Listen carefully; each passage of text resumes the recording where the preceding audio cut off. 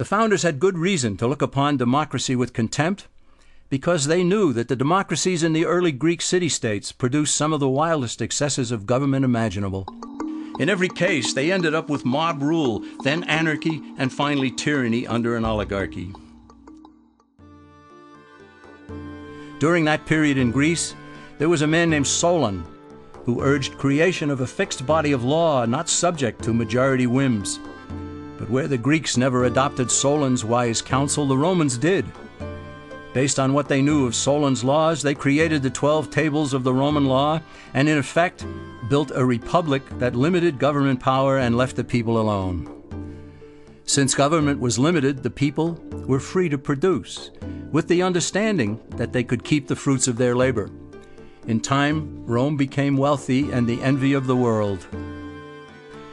In the midst of plenty, however, the Roman people forgot what freedom entailed. They forgot that the essence of freedom is the proper limitation of government. When government power grows, people freedom recedes.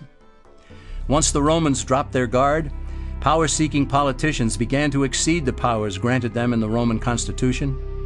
Some learned that they could elect politicians who would use government power to take property from some and give it to others. Agriculture subsidies were introduced, followed by housing and welfare programs. Inevitably, taxes rose and controls over the private sector were imposed. Soon, a number of Rome's producers could no longer make ends meet, and they went on the dole. Productivity declined, shortages developed, and mobs began roaming the streets, demanding bread and circuses from the government. Many were induced to trade freedom for security. Eventually, the whole system came crashing down. They went from a republic to a democracy, and ended up with an oligarchy under a progression of the Caesars.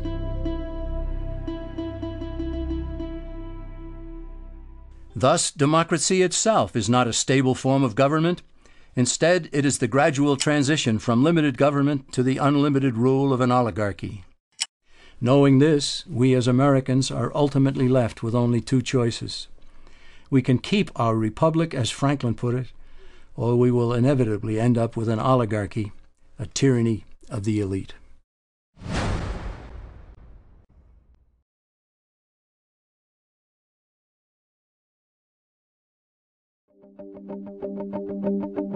Just as there is widespread confusion regarding political systems, there is similar confusion in the economic arena. All during the 20th century, Americans were led to believe that there was a great struggle going on between capitalism and the communist world.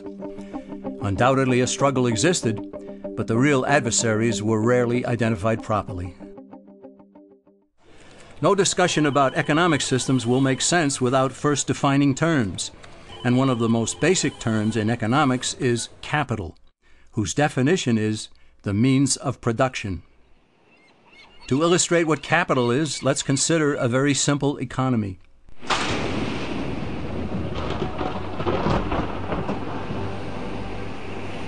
On the sands of a small island, a castaway has just washed ashore. He has no food and he's hungry. He searches the island, he finds no berries, coconuts, or anything edible. He goes back into the water and tries to catch fish with his bare hands, but he fails. So he goes back up on shore and he finds a bush. He breaks off a branch, he gnaws at one end to make a sharp tip. Back into the water he goes, and with his spear, he catches fish. His spear is capital. It's the means of production for catching fish.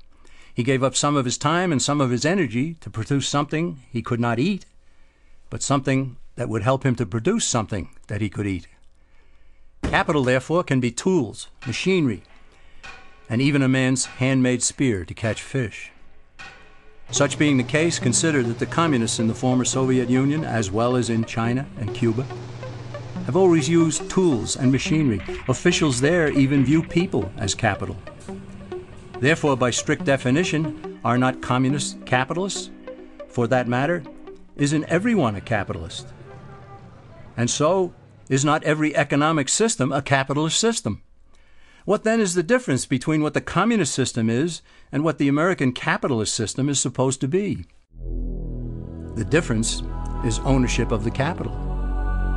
Is the system monopolistic, state-controlled capitalism, or is it competitive, free enterprise capitalism?